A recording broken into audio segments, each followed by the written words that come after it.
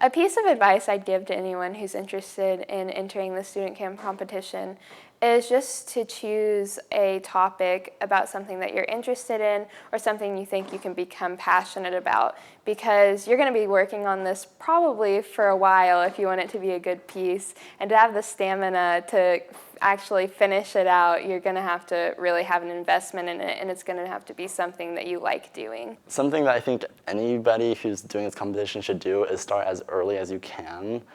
I waited until like January to get everything together, and that was a mess. So start right when the prompt is released. And that's my biggest suggestion. Now that I won these past 2 years, I won the $750 third prize my first year and then the $250 honorable mention this year. The thing that I've learned is really go by the prompt.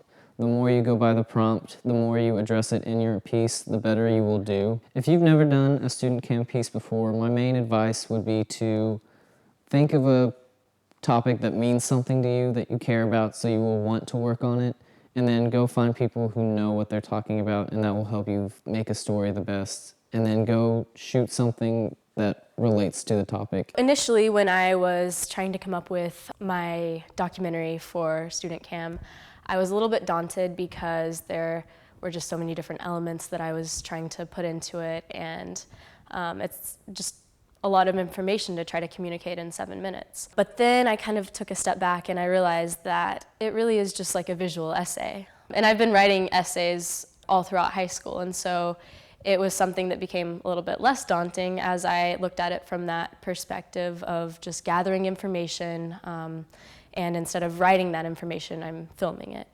I would urge anybody who's thinking about making a piece for StudentCam to reach out to as many different people as they could to get a lot of interviews, get as many different perspectives as you can, because there are experts out there that are so much more knowledgeable about the subject than you are.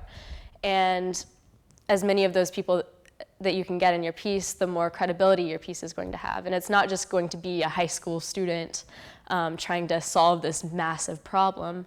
It turns into you're contributing useful information by compiling all of these different perspectives. You may have already made videos for YouTube or with your friends, but for a piece like this, one of the things that I learned was you have to be really diligent about getting as many contacts as possible and scheduling as many interviews as possible to get all the viewpoints you can, because that's crucial in creating the most well-rounded story. Honestly, one of my biggest pieces of advice about StudentCam and just film in general is finish.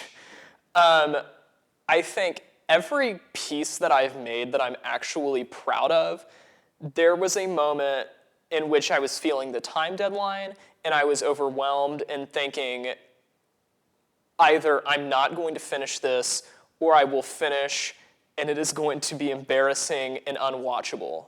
So I think one of the biggest things is just persevere, and if you start this project, finish it, and it will oftentimes turn out well. Just, put your head down and keep going and find a way to make the piece work. Even if you are convinced, because I have been convinced on, I think, the best things that I have done and the things that I am most proud of while making it, that I was either not going to finish or that I would finish and it would be awful. And just by sticking with it and keep going, I ended up making things that I'm really, really proud of.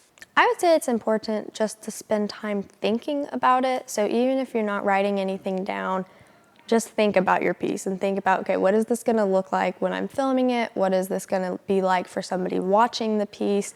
Just keep asking yourself these questions. And also, research is a huge, huge part of it. I mean, you can't make the piece without research. So just do your research and do your research thoroughly. Make sure to get multiple points of view. Make sure that you're not being biased towards just one side, even if that's what you believe. Then once you take all that information, that's when you start cutting it down. So don't start with the small amount of information and then build it when you need it.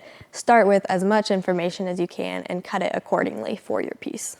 Nothing has to be what you don't want it to be in the piece. If something's boring, make it not boring. I mean, you don't have to leave anything dry that could otherwise be entertaining. What advice I give you if you've never done a C-SPAN piece before is have fun with it.